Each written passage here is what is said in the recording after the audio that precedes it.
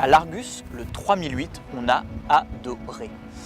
Alors, quand Peugeot lance son nouveau 5008, une sorte de 3008 rallongé capable d'embarquer 7 passagers, on imagine forcément qu'il sera encore plus séduisant que son petit frère. Alors, vrai ou faux ?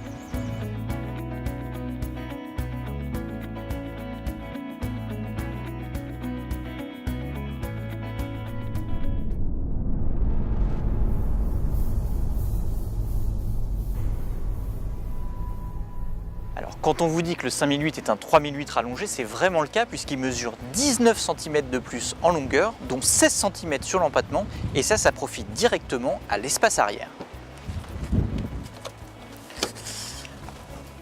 Avec le siège reculé au maximum, on peut même quasiment tendre ses jambes, et on profite en plus de tablettes aviation, des stores latéraux et même d'une ventilation dédiée. C'est royal.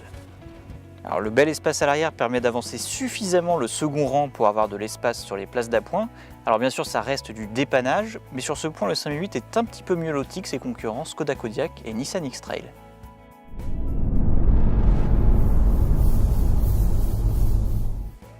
Et le 5008 est encore plus modulable que son petit frère 3008 puisqu'il embarque 5 sièges indépendants qui sont tous rabattables bien à plat, et le siège avant est lui aussi repliable pour pouvoir embarquer des objets jusqu'à 3,20 m de long.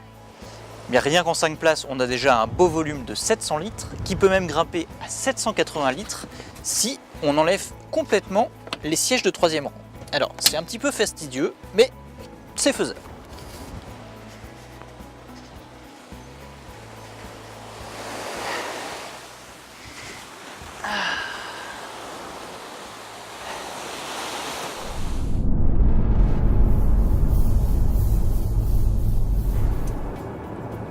Malgré son gabarit supérieur, le 5008 pèse seulement entre 50 et 60 kg de plus que le 3008.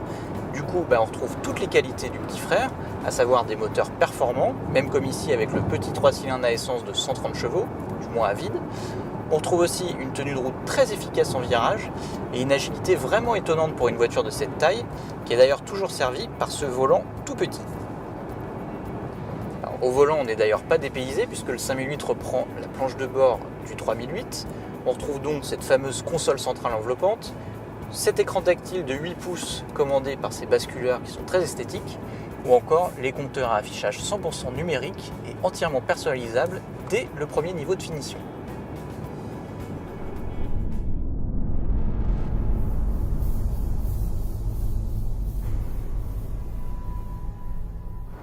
Par rapport au 3008, le 5008 embarque une suspension arrière affermie de 15%. Alors ça permet à la voiture d'être mieux tenue sur les bosses quand on roule à 4, 5 voire 7 passagers. Le revers de la médaille, c'est que quand on roule seul, la voiture est un petit peu moins confortable. Alors si vous ne voyagez pas en famille au quotidien, il ne faudra pas hésiter à pratiquer le covoiturage.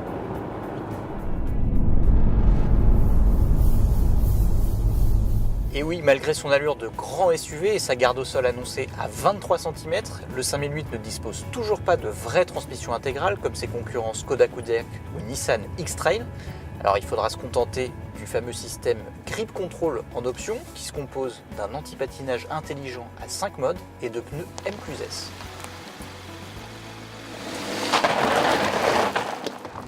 Alors ça permet au moins de prendre quelques chemins de terre comme celui-ci, même si il vaut mieux éviter les bosses, sinon ça secoue, voire de rouler sur la neige en meilleure sécurité.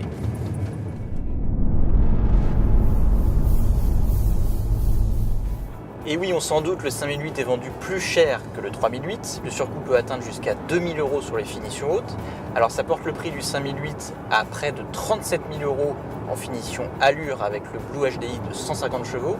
Et si on veut la finition haute GT avec le Blue HDI de 180 chevaux, c'est presque 44 000 € qu'il faudra débourser. Du coup, le 5008 se retrouve placé un petit peu plus cher que ses concurrents directs, les Nissan X-Trail et Skoda Kodiaq. En contrepartie, il offre un équipement un petit peu plus généreux, dont vous retrouverez tous les détails sur le site web de largus.fr.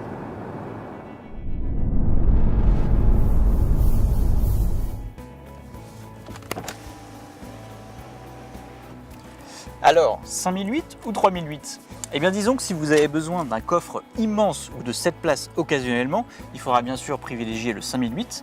Maintenant, s'il ne s'agit pas de l'usage principal de la voiture, on peut très bien rester sur le 3008 qui se montre un petit peu plus dynamique à conduire, encore plus confortable et un petit peu plus agréable à regarder. Et avec les 2000 € d'économiser, vous pourrez toujours vous offrir la petite patinette e-Kick qui est vendue 1500 € en accessoires. C'est une petite patinette à assistance électrique qui se recharge sur son support dans le coffre. Et d'ailleurs, je vais tout de suite aller en faire un petit tour.